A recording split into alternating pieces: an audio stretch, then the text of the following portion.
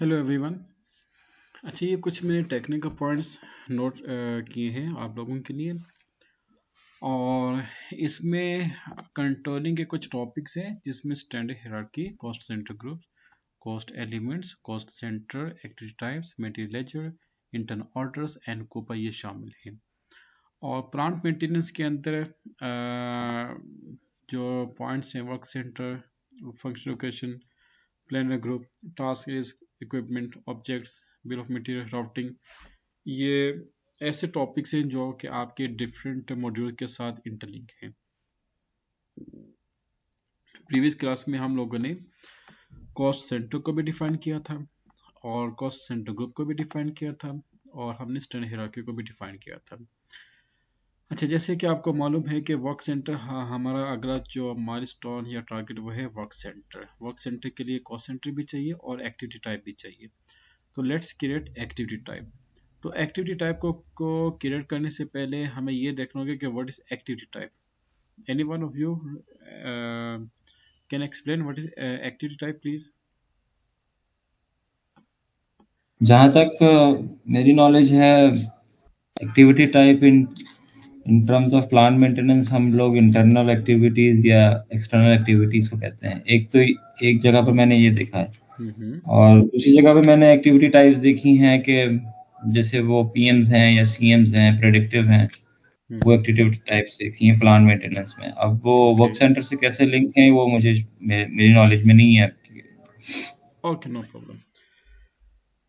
अच्छा, तो इसको मैं इजी वर्डिंग में थोड़ा सा एक्सप्लेन करता हूँ। देखिए, कोई भी डिपार्टमेंट है ना, उसमें जो भी एक्टिविटीज परफॉर्म की जाती हैं या ट्रांजैक्शंस की जाती है उसको हम एक्टिविटी टाइप्स कहते हैं।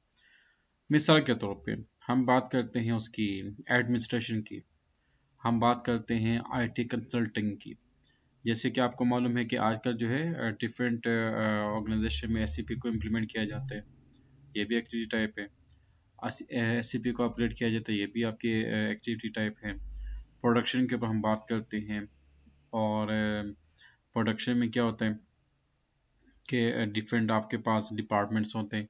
जैसे कि हम लोग ने 5 प्लांट्स को डिफाइन किया हुआ है, तो उसमें जो भी एक्टिविटीज़ होगी, फिलिंग किसने करनी है, और उसके अलावा कन्वे बेल्ट के ऊपर कितने बॉटल्स को आपने कैरी करने, पैकिंग में पैकिंग आपने कैसे करनी है, बाय हैंड करनी है या ऑटो मशीन के ज़रिए करनी है, और उसके अलावा जो ऑटो फिलिंग करनी है या मैनुअल फिलिंग करनी है, और वेयर हाउस में आपने ऑटो अपलोडिंग या अनलोडिंग करनी है या मैनुअल अपलोडिंग अनलोडिंग करनी है, जिसको लोडिंग अनलोडिंग कहते हैं।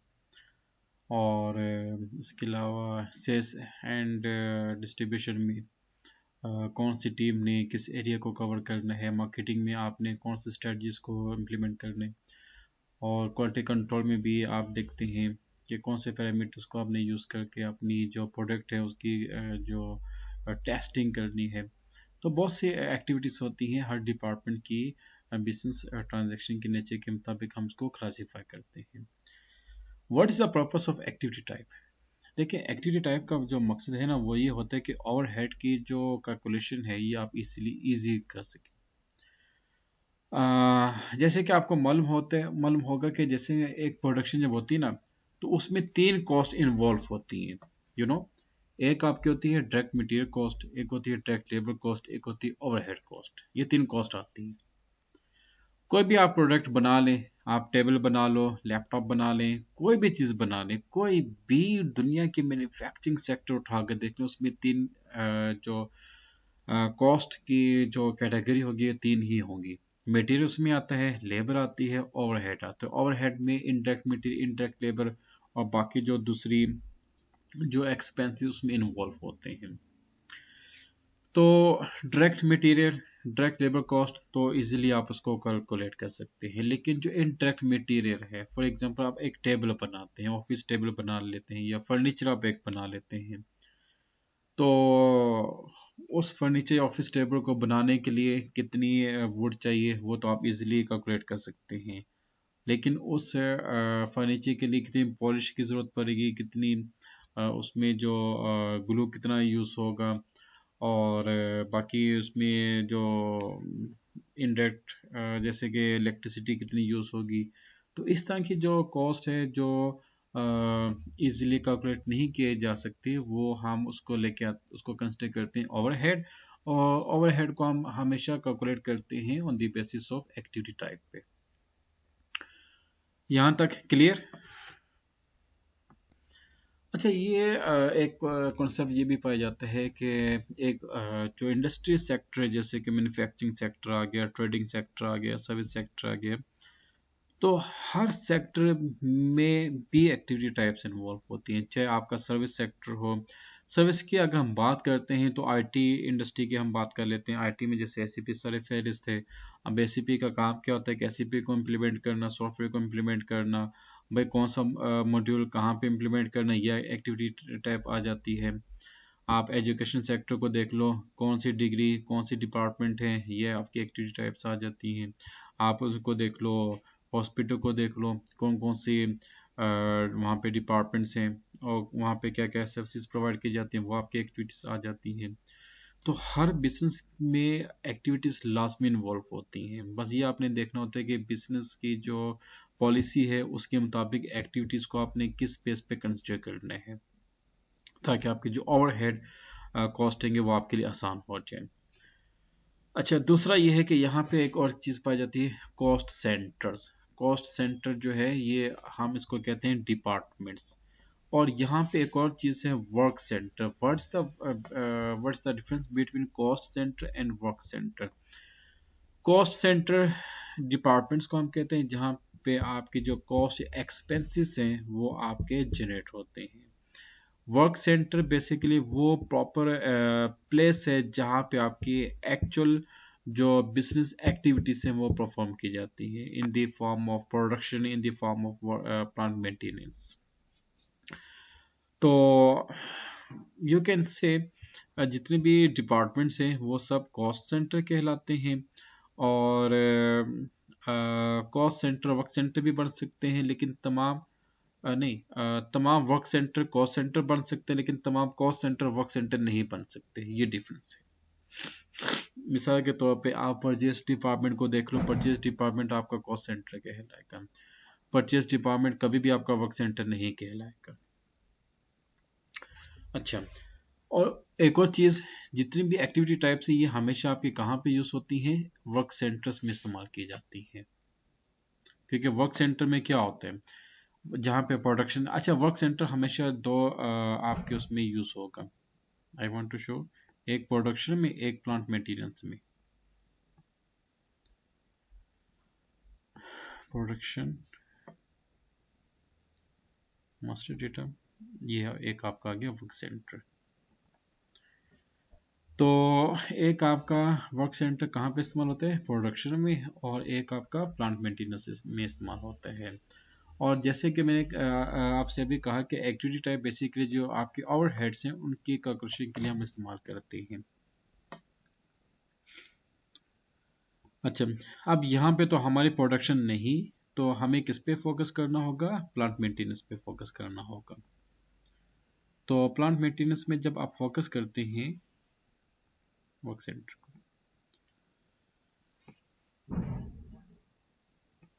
तो इसमें आप ये देखते हैं कि भाई आपके पास कौन कौन से प्लांट्स हैं, और उसमें कौन कौन सी मशीनरी है, और उस मशीनरी में आपने वर्क सेंटर बेसिकली बेस करती हैं या आप मशीनरी के ऊपर या आपकी लेबर के ऊपर है। अच्छा, मैं आपको ना एक एग्जांपल देता हूँ।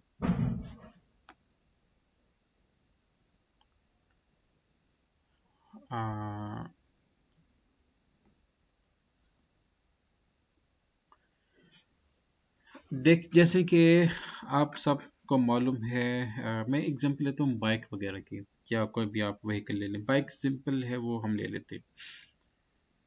2 माह बाद या 3 माह बाद बाइक की ट्यूनिंग की जाती है, ऑयल चेंज किया जाता है उसकी, और क्या होते हैं, इंजन या पिस्टल्स वगैरह जो भी है पता नहीं क्या कुछ होते हैं वो चेंज कर दी जाती हैं, क्योंकि उसका एक ना एक लिमिट होती है कि अगर आपने इतने किलोमीटर आपने उसको ड्राइव किया तो आपने उसकी जो मशीनरी है उसको चेंज करना, जो उसके स्पेयर पार्ट्स हैं आप इसको चेंज करने। तो इसी तरीके से प्रोडक्शन, जितने भी प्रोडक्शन जो आपके सेक्टर्स हैं इसमें भी ऐसा होता है कि आपकी जो मशीन है उसकी भी एक लिमिट होती है कि भाई जब आपकी मशीन ने पर डे इतने आवर्स चलना है तो उसके बाद इसकी मेंटेनेंस में इतना एक्सपेंस आएगा, और ये इसकी एक स्टैंडर्ड टाइम है, और इसके बाद आपने इसको आपने वो करना है, या तो रिप्लेस करना है या आप इसको क्या उसे कहते हैं, या आप या रिप्लेस होती है या फिर रिपेयरिंग होती है। तो अब आपका माशरा से ज़्यादातर जो इंगेजमेंट है वो है ऑयल एंड पेट्रोलियम की। तो ऑयल एंड पेट्रोलियम में ज़्यादा काम जो है वो मशीनरी ही का है। जैसे कि अच्छा, आप में से कोई मुझे बता सकते हैं कि आपने किन किन मशीनरी के ऊपर या प्लांट के ऊपर काम किया हुआ है?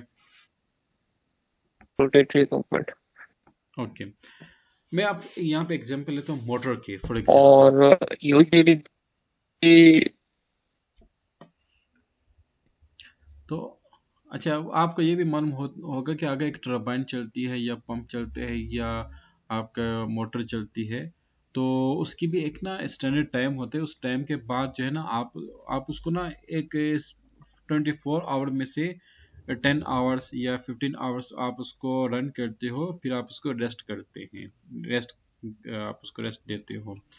उसके बाद क्या होता है कि या तो वो हीट अप हो जाती है, या फिर आप उसका बेल्ट ख़राब हो गया, या उसकी जो पिस्टल वो ख़राब हो जाती हैं, या उसकी कोई भी रिंग वगैरह वो ख़राब हो जाती हैं।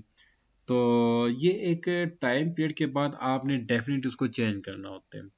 ओके, तो उसका भी आप टाइम फ्रेमवर्क नोट करते हैं कि भाई कितने आवर्स के बाद इसको मैंने रिप्लेस करना है या रिपेयर करना है, राइट।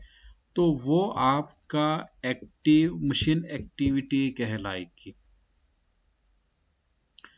और उसका भी एक रेट होगा। पर आवर के हिसाब से आपने चार्ज करने हैं, या पर डे के हिसाब से आप उसको चार्ज करते हो, या यूनिट के हिसाब से आप चार्ज करते हैं, या टाइम के हिसाब से आप उसको चार्ज करते हैं। यहाँ तक क्लियर?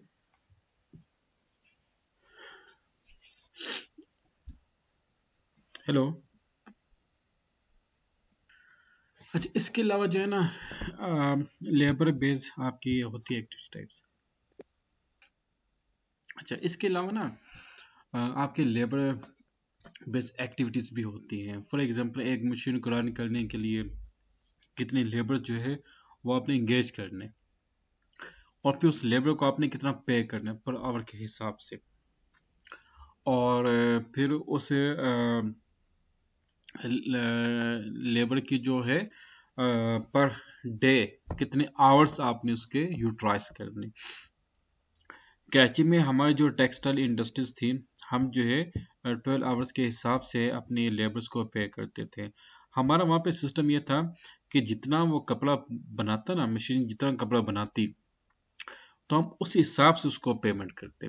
अब यहाँ पे टेक्निकल चीज़ देखें, लेट्स से जैसे कि आप में से बहुत से लोग ये जानते हैं कि जो सैलरी पैकेज है लेबर की वो पर आवर के हिसाब से दी जाती है, ऐसे ही।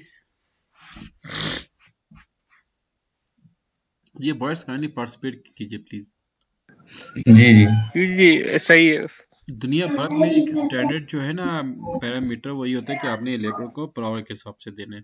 अब हमारे कराची में टेक्सटाइल में ये था, क्या उसे कहते हैं कि पर आवर मतलब कि एक फैक्ट्री में तकरीबन 12 मशीन्स थी, तो एक लेबर जो था वो 4 मशीनों के पे हमने उसको इंगेज किया हुआ था। तो अगर हम उसको पर आवर के हिसाब से देते हैं, मे बी कि मशीन जो है वो बंद हो जाती, लेकिन उसका जो है टाइम तो चलता रहता। तो हम लोग ने क्या किया कि भाई बोला भाई आपने इस मशीन को रन करने, जितना मशीन कपड़ा बनाएगी पर मीटर के हिसाब से हम आपको सैलरी देंगे। उससे क्या होता है कि जो लेबर है उसका फोकस होता है यार जितना ज़्यादा कपड़ा बनेगा उतना ही हमें पैसे मिलेंगे। तो ये भी एक पैरामीटर था आपकी जो वेजेस या सैलरी को डिफाइन करने के लिए। तो इसके अलावा कुछ ऐसी मशीनरी है, ये आप देख लें यहाँ पे जो है ना, ये बेवरेज सेक्टर में आप देख लें, आप ये केमिकल इंडस्ट्री में आप देख लो, आप जो है ये क्या उसे कहते हैं तो ये पाकिस्तान टोबैको कंपनी, आप इसमें देख लें, यहाँ पे अभी भी पर आवर के हिसाब से जो है सैलरी पे की जाती है। तो हमने ये भी देखना है कि लेबर एक्टिविटीज कितनी है और हर लेबर को आपने कितना इंगेज करना है, कितना आपने उसको सैलरी पे करनी है। उसके बाद हम बात करते हैं इंजीनियर्स की। इंजीनियर जो है उसे उसके नीचे अच्छा लेबर से ऊपर आते हैं सुपरवाइजर, सुपरवाइजर के ऊपर आता है मैनेजर, मैनेजर के ऊपर आते हैं इंजीनियर, जो कि एक चेन बनती है जिसको प्रॉपर आपने वो भी देखना है कि आपने सुपरवाइजर को कितना पे करना है, आपने मैनेजर को कितना पे करना है, आपने इंजीनियर को कितना पे करना है। तो अब आपको ये भी मालूम होगा कि मैनेजर को आम तौर पे मंथली पे किया जाता है, यू नो। मैनेजर है ना, आपको इस मालूम हो, मैनेजर आप उसको महाना पे करते हो इंस्टेड ऑफ पर आवर। अच्छा, आप सबसे एक सवाल है, मुझे ये बताएं, एक टेबल आपने बनाना है, उस टेबल को बनाने के लिए आपको दो लेबर्स की जरूरत है, एक मैनेजर है। क्या मैनेजर के होने से या ना होने से टेबल की मैन्युफैक्चरिंग में कोई फर्क होगा? आपको क्या लगता है अगर मैनेजर ना हो तो टेबल नहीं बनेगा या बन जाएगा? यस और नो? लेकिन मेरे ख्याल में तो नहीं बनेगा। नहीं, मैनेजर के होने या देखो, मैनेजर ने टेबल तो नहीं बनाना ना, वो तो बैठ के देखेगा हाँ मैं टेबल बन रहा है नहीं बन रहा, बस उसका ये काम है। क्या ख्याल है? लेकिन अगर वो सारी चीजें अवेलेबल, लेबर ने तो मटेरियल और सारी चीजें नहीं करनी ना, परचेजिंग वगैरह नहीं करनी, मैनेजर ने ही सारी चीजें अरेंज करके देनी है। अगर या जो उसके अंडर सुपरवाइजर है वो उसने अरेंज करके देनी है तो ही हाँ लेबर काम करेगी, अदरवाइज तो लेबर बैठी रहेगी। हाँ, ये आपकी एक पॉइंट ठीक है, लेकिन हम इसको कहते हैं डायरेक्ट लेबर। पॉइंट आपका वैलिड है। प्रोडक्शन सेक्टर में आपने जो बात की ना, वही मैं कहने वाला था कि जो लेबर जो डायरेक्ट इन्वॉल्व है प्रोडक्ट की मैन्युफैक्चरिंग में, वो आपकी कहलाती है डायरेक्ट लेबर। मैनेजर जो है वो भी काम कर रहा है, जैसे कि अभी तोके ने कहा है कि वो भी तो लेबर ही है, लेकिन उसको हम कहते हैं इनडायरेक्ट लेबर। ये थोड़ा सा यहाँ पे वो क्लियर हो गया कॉन्सेप्ट कि डायरेक्ट लेबर और इनडायरेक्ट लेबर में क्या फर्क होता है। मतलब हम इसको ऐसे भी डिफाइन कर सकते हैं कि जो प्रोडक्शन से लिंक है वो डायरेक्ट लेबर है और गुड, जो प्रोडक्शन से लिंक नहीं है वो इनडायरेक्ट। एग्जैक्टली। अच्छा, अब इससे क्या होता है ना, अच्छा, अब आपने एक चीज, अच्छा, जब भी मतलब कि हम फाइनेंस का और कॉस्टिंग का टॉपिक स्टार्ट करते हैं, फाइनेंस और कॉस्टिंग वाले वो हमेशा एब्सेंट ही रहते हैं। नेक्स्ट जब टॉपिक से उनके नहीं होंगे तब वो आ जाएंगे माशाल्लाह से, देखिएगा जरा। अच्छा, आपको मालूम है ये अवैस, आपको शायद मालूम होगा, उस दिन आप मुझे बता रहे थे वो कॉस्टिंग का ना, एक चीज आपने सेल करनी मार्केट में, उसकी प्राइस है 100 रुपीज। उस 100 रुपीज में कंपनी का प्रॉफिट भी होगा, कंपनी की कॉस्टिंग भी होगी। ऐसे ही अवेश, तारिक? जी सर बिल्कुल। लेट से कंपनी के जो उस 100 रुपीज आपकी सेल प्राइस है, और उस सेल प्राइस में 20 रुपीज आपका प्रॉफिट, कंपनी का 80 रुपीज जो है वो आपका वो होता है, कॉस्ट होती है। अब उस कॉस्ट में जी सर। अच्छा, आपके पास अभी किसी के पास पानी की कोई बोतल है अभी राइट नाउ? अच्छा ये बताएं, इस पानी के बोतल को या जूस या कोल्ड ड्रिंक के बोतल को बनाने के लिए आपने कौन कौन सी कॉस्ट को इस्तेमाल किया होगा? आपने मटेरियल यूज किया होगा इसमें डेफिनेटली, जिसमें प्लास्टिक एक प्रोमिनेंट मटेरियल है। वाटर यूज किया है, उसके बाद आपने इंग्रेडिएंट्स को यूज किया है, कैप यूज किया है, पैकिंग यूज की है, लेबर को यूज किया है। अच्छा, मैं अगर आपसे कहूँ कि मुझे ये बताएं कि इस बॉटल की मैन्युफैक्चरिंग में कितने रुपए की लेबर इस्तेमाल की गई, कितने रुपए की जो इलेक्ट्रिसिटी इस्तेमाल की गई, कितने रुपए की इसके अंदर मैग्नीशियम इस्तेमाल किया गया, कितने रुपए का कैल्शियम इस्तेमाल किया गया? क्या आप में से कोई मुझे एग्जैक्ट और एक्यूरेट अमाउंट बता सकते हैं?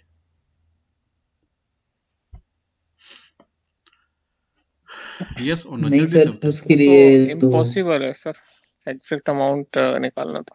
हाँ, इम्पॉसिबल है ये। अवैध साहब बताएं। सर इसके लिए कॉस्टिंग की एक्सरसाइज होती है। वो बेसिकली एक मगर वो ऑब्वियसली मतलब वो जब चीज बन जाती है उसके ऑलमोस्ट 100 पीसेस बन जाते हैं, फिर उसकी निकलती है कॉस्टिंग कि 100 पीसेस बनाने के लिए इतने बना है, तो फिर एक पीस बनाने के लिए इतना बना होगा। बिल्कुल, उसको हम कहते हैं बैच कॉस्टिंग कहते हैं। एक और पॉइंट जी प्लीज। एक और पॉइंट भी मेरे जहन में आ रहा है कि जो रॉ मटेरियल है उसमें हम उसको एक स्टैंडर्ड यूनिट डिफाइन कर देते हैं कि इसमें इतने रॉ मटेरियल कंज्यूम करने पे पर केजी पे हमें कितनी बोतल्स मिल रही है, लेट्स फॉर एग्जांपल। गुड। अच्छा, अब जैसे किसी क्या, एक चीज को हमें एज अ रेफरेंस बनाना पड़ता है। Very good. आमतौर पे क्या होता है कि जैसे कि आपको मालूम है कि बड़े बड़े जो प्लांट्स है ना, उसमें ना कुछ क्वांटिटी में आपकी प्रोडक्शन की जाती है। जैसे कि आपको मालूम होगा, आप माशा से जहाँ भी काम के वो सब मैन्युफैक्चरिंग सेक्टर के हैं, बॉयलर आप हम इसको यूज़ करते हैं, और हम पेट्रोल की बात करते हैं फॉर एग्जांपल। तो पर डे कितना बैरल लीटर आपने पेट्रोल को जो है वो एक्सट्रैक्ट किया, फिर आप उसको जो है बॉयलर में रखते हैं, और टैंक इस टैंक में आप उसको रखते हो। तो जितनी प्रोडक्शन आपने करनी है ना, फॉर एग्जांपल के बटर आपके पास है, आप ये देखते हैं कि भाई अब बैच प्रोडक्शन बैच होता है, प्रोडक्शन बैच।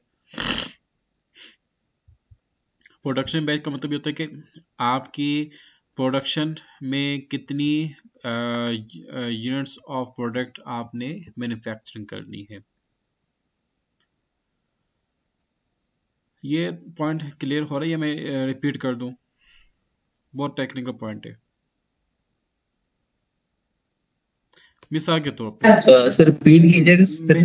यस, मिसाल के तौर पे आप सबके पास पानी की बोतल है, जैसे कि हमारी कंपनी है बेवरेजेस की। कंपनी ये डिसाइड करती है कि भाई हमने पर डे 1 लाख वाटर्स को या 1 लाख लीटर वाटर हमने मैन्युफैक्चर करने पर डे। तो 1 लाख लीटर के लिए आप देखते हैं कि आपके जो प्लांट की कैपेसिटी कितनी, क्या वो 1 लाख लीटर की 1 लाख लीटर वाटर को प्रोसेस कर पाएगा? अच्छा, एक तो आपने ये फोकस कर लिया, इसको हम कहते हैं बैच प्रोडक्शन या प्रोडक्शन बैच। अब डिफरेंट लोग मतलब कुछ प्रोडक्शन बैच कहते हैं, कुछ बैच प्रोडक्शन कहते हैं। उस बैच में क्या होता है, 1 लाख लीटर आपने बनाना है ना। तो अच्छा, एक नेस्ले की बोतल किसने देखी है? नेस्ले की बोतल किसी के पास पानी की कोई बोतल है अभी? Yes sir. Okay, come to SCP.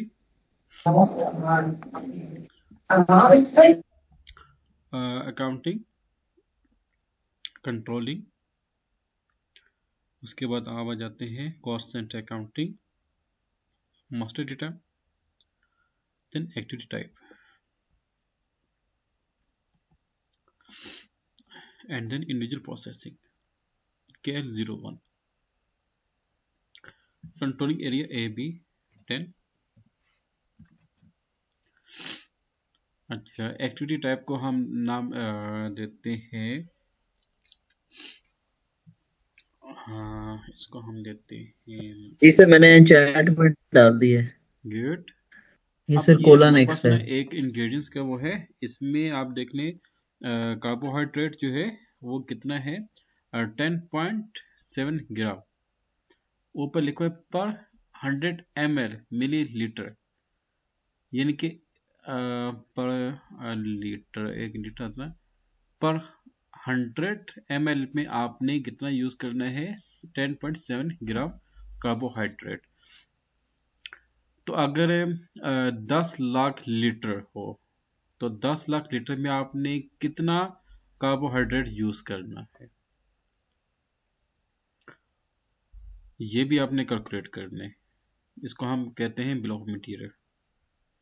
और बिल ऑफ मटेरियल भी आपकी जो है ये भी इंटरलिंक होती है एक्टिविटी टाइप के साथ, क्योंकि डेफिनेटली जितनी आपकी प्रोडक्शन कैपेसिटी होगी, जितने आपने आवर्स यूज करने हैं, जितना आपने लेबर को यूज करने हैं, उतने ही आपकी बिल ऑफ मटेरियल की जो क्वालिटी है वो भी इंक्रीज होती जाएगी। इनकी तमाम चीजें आपस में इंटरलिंक है in short form.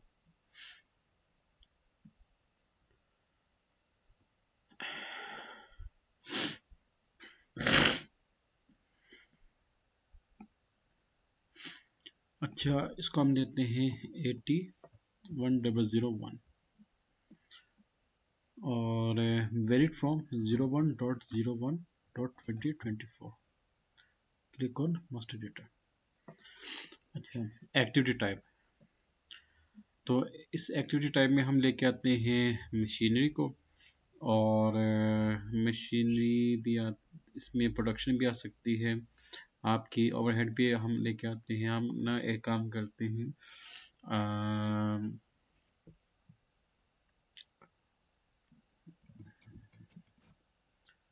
Filling machine,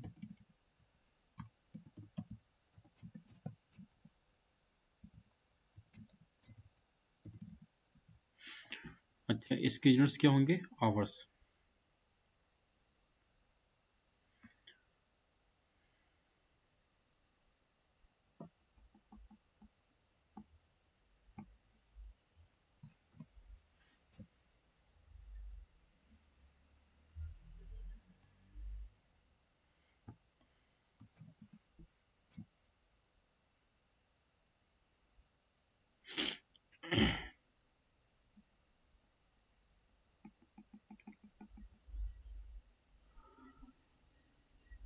hours, HR select करके देखें शायद है। हाँ ये आगे एच आ गया। Cost category, cost centre category, ये है आपकी प्रोडक्शन।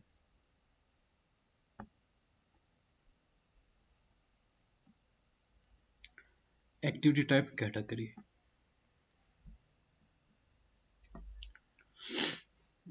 अच्छा मैनुअल एंट्री, मैनुअल एलोकेशन। अच्छा एक और चीज़ ये है कि जितने भी आपके ये है ना एक्टिविटी टाइप और सेकेंडरी कॉस्ट एलिमेंट, ये एलोकेशन के लिए इस्तेमाल की जाती है, और ये फाइनेंस में नहीं आती, फाइनेंशियल अकाउंटिंग में नहीं आती, ये जस्ट आपके कंट्रोलिंग में आती है, जबकि प्राइमरी कॉस्ट एलिमेंट आपके फाइनेंशियल अकाउंटिंग में भी आती है। अच्छा अब ये देखिए यहाँ पे वो मांग रहे हैं एलोकेशन कॉस्ट एलिमेंट, तो यहाँ पे कोई भी no allocation cost element can be selected from this to this word. Okay, so we have to create secondary cost element. आप आ जाए वापस new session FS00। So what is secondary cost element? Secondary cost element are used for allocation of expenses or overhead. Secondary cost element जो है ये आपका secondary cost element are used in controlling, not in FI. तो जो याद है मैंने आपको ना वो एक बना के दिया था, क्या उसे कहते हैं, अकाउंट ग्रुप। उसमें शायद सेकेंडरी कॉस्ट एलिमेंट मैंने मेंशन किया था, नहीं किया था, एनीवे 9001 901। तो ये आपका जाता है सेकेंडरी कॉस्ट। लेकिन ये पहले जरा कंफर्म कर लें, सेकेंडरी कॉस्ट यहाँ पे शो नहीं हो रहा। तो new session,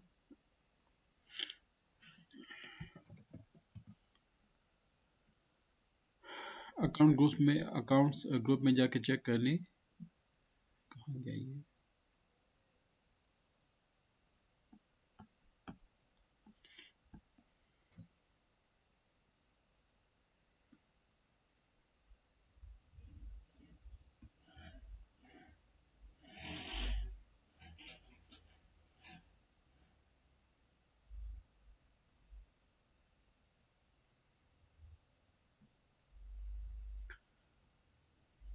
master data GL accounts, then आप आ जाए प्रिपरेशन डिफाइन अकाउंट ग्रुप्स, और इसमें आप दे दें COAA।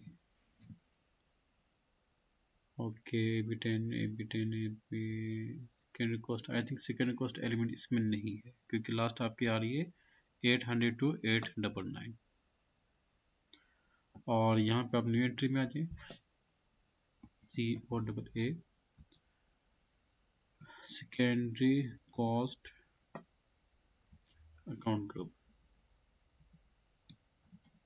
सेकेंडरी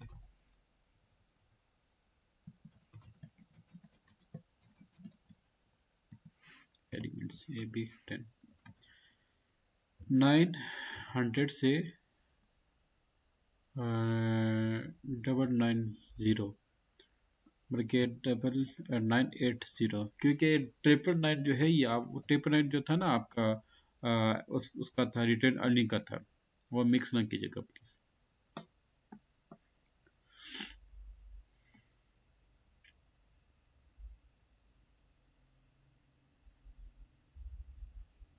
चाहिए इसमें आ गया।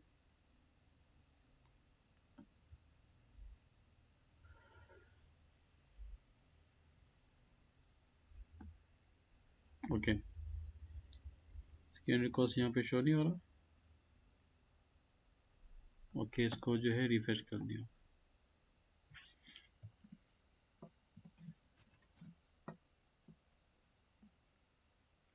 क्रिएट 901, हाँ सेकेंडरी कॉस्ट एलिमेंट यहाँ पे आ गया। अच्छा, filling machine, filling machine,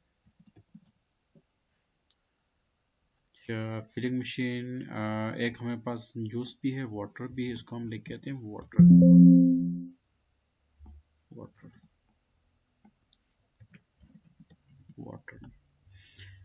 then control data, और कंट्रोल डेटा में ओनली बेस लोकल करेंसी, इसको कर दो। और नीचे आप आ जाए कॉस्ट एलिमेंट कैटेगरी, यहाँ पे आपने इसको सिलेक्ट करना है।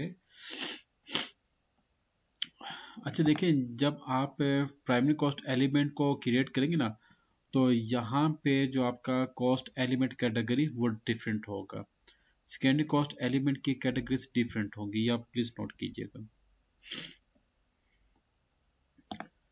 अच्छा, इसमें आपके पास ऑप्शन है इंटरनल सेटलमेंट है, ओवरहेड रेट्स भी हैं, और असेसमेंट भी है, इंटरनल एक्टिविटी एलोकेशन, हम इसको इंटरनल एक्टिविटी एलोकेशन में कंसिडर करते हैं। क्रिएट बैंक इंटरेस्ट, इसमें आप इसको लेके आ जाए कॉस्ट अकाउंट में,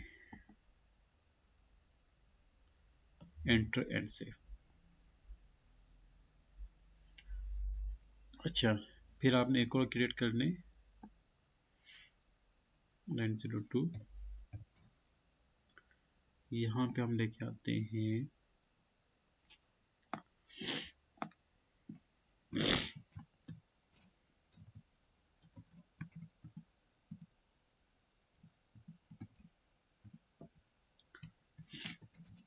पैकेजिंग, ये पैकेजिंग की स्पेलिंग जरा प्लीज चेक कीजिएगा, मुझे इसमें थोड़ी सी मिस्टेक लग रही है।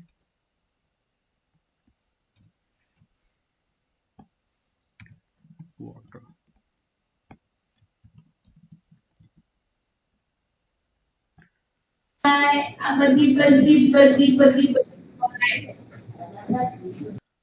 अच्छा जब आप कॉपी करते हैं ना तो वो परमिट्स ऑटोमेटिकली वही रहते हैं, enter and save.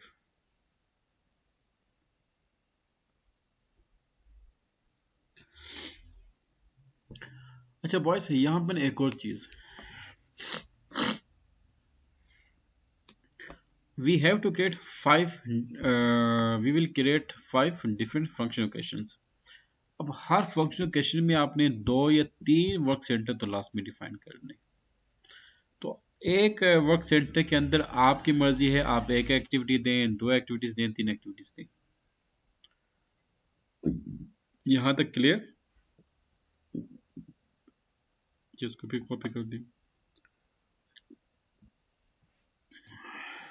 Ji sir, screen stuck है आपकी, आप कॉपी, ओके इसको सेव कर दो। और लेस ये क्या,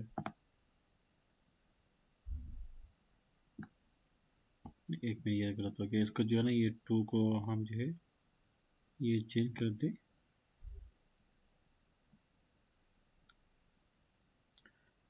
अच्छा सिलेक्ट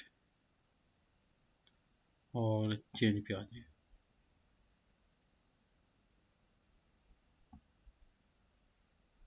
अच्छा यहाँ पे हम इसको लेके आते हैं मिक्सिंग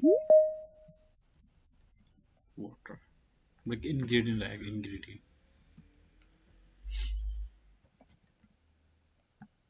इंग्रेडिएंट्स वाटर।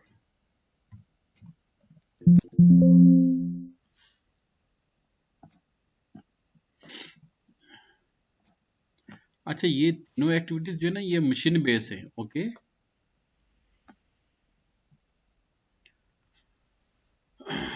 अच्छा इसको रिफ्रेश कर दूं जरा,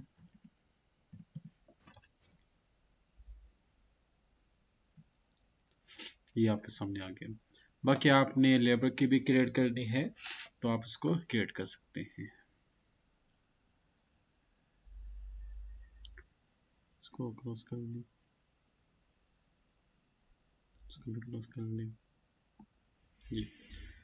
अच्छा आप इसको ड्रॉप लिस्ट करें और ये देखिए आपके सामने आ जाएगा लिस्ट जो भी हमने क्रिएट की थी। ये देखिए, मीन टू से you can't create any activity type without creation of secondary cost element। तो ये हमारा कौन सा था, फिलिंग मशीन, तो हम यहाँ पे इसको फिलिंग को सिलेक्ट करेंगे। इसका मतलब ये हुआ कि भाई जो फिलिंग मशीन कितने आवर्स कितने आवर्स ऑपरेट होगी और पर आवर उसकी जो कॉस्टिंग क्या होगी, ये हमने इसको कैलकुलेट करना है। अच्छा आप इसको एक मिनट नीचे देखते हैं। Actual activity type category as in planning,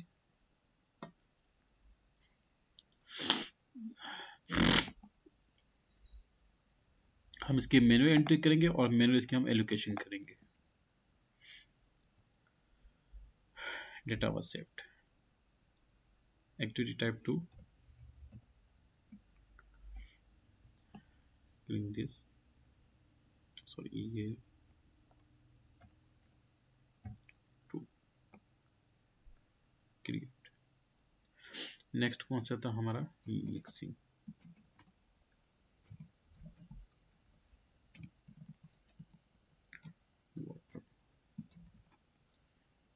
mixing ingredients,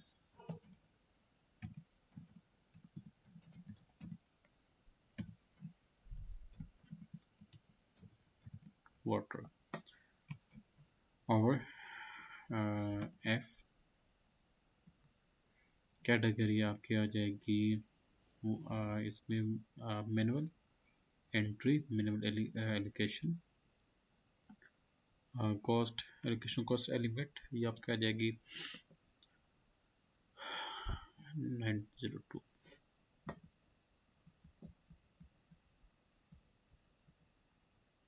इसको आप चूज करें। अच्छा, नीचे है actual price indicator.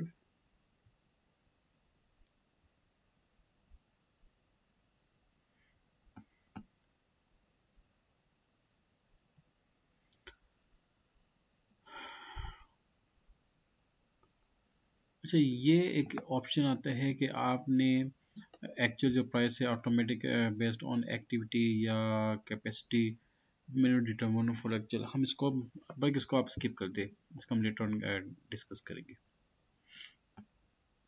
Control S. Okay, now we have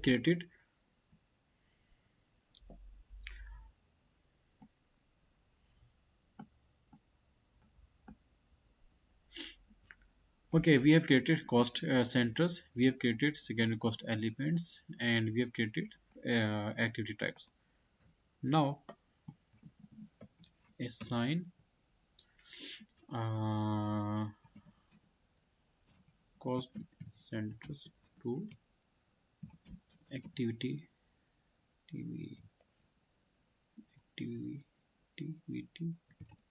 types. अच्छा, ओके बस नेक्स्ट क्लास में इंशाल्लाह हम जो है एक्टिविटी टाइप्स को कॉस्ट सेंटर के साथ इंटरलिंक कर देंगे। तो आप लोग ने बस ये काम करना है कि जो हम लोग ने 5 प्लांट्स को डिफाइन किया था, थोड़ा सा आपने एक स्ट्रक्चर को डिफाइन करना है कि प्लांट का नाम, हर प्लांट के फॉर एग्जांपल जो भी हमारा था प्लांट एसएस वाटर टैंक था, plant 1, plant 2, plant 3, plant 4, plant 5, इन तमाम प्लांट्स को आपने नाम देना है। और हर प्लांट के नीचे आपने फंक्शन लोकेशन को भी डिफाइन करना है। हर प्लांट में 2 फंक्शन लोकेशन आने चाहिए और हर फंक्शन लोकेशन के अंदर 3 वर्क सेंटर्स आने चाहिए, और हर वर्क सेंटर के अंदर आपने एक एक या 2 या 3 जो भी कॉस्ट सेंटर बना सकते हैं वो आपने डिफाइन करने हैं। ये आपने अगर आप इसका स्केच बना सकते हैं, नोटबुक के ऊपर बना सकते हैं वो भी ठीक है, वर्ड के ऊपर बनाने वो भी ठीक है। और ये जो कमिंग जो आपकी असाइनमेंट है वो यही आपकी असाइनमेंट होगी, राइट। तो नेक्स्ट इंशाल्लाह हम वर्क सेंटर को कमिंग क्लास में इंशाल्लाह हम अपना वर्क सेंटर को कंप्लीट कर देंगे, उसके बाद इंशाल्लाह हम अपना फंक्शन लोकेशन को कंप्लीट कर देंगे इंशाल्लाह। ओके बॉयज, तो दूसरी जानिब जो फिक्र के जो स्टूडेंट्स हैं उनके लिए ये होगा कि आप जो है प्राइमरी कॉस्ट एलिमेंट को क्रिएट करें और एक्सपेंस की एंट्री पोस्ट करके फिर मुझे आप प्रेजेंट करें, और उनको मैं एक लेक्चर फॉरवर्ड करूंगा कॉन्फ़िगरेशन ऑफ कैश जर्नल, वो आपने उसको डिफाइन करने। Okay student, thank you so much.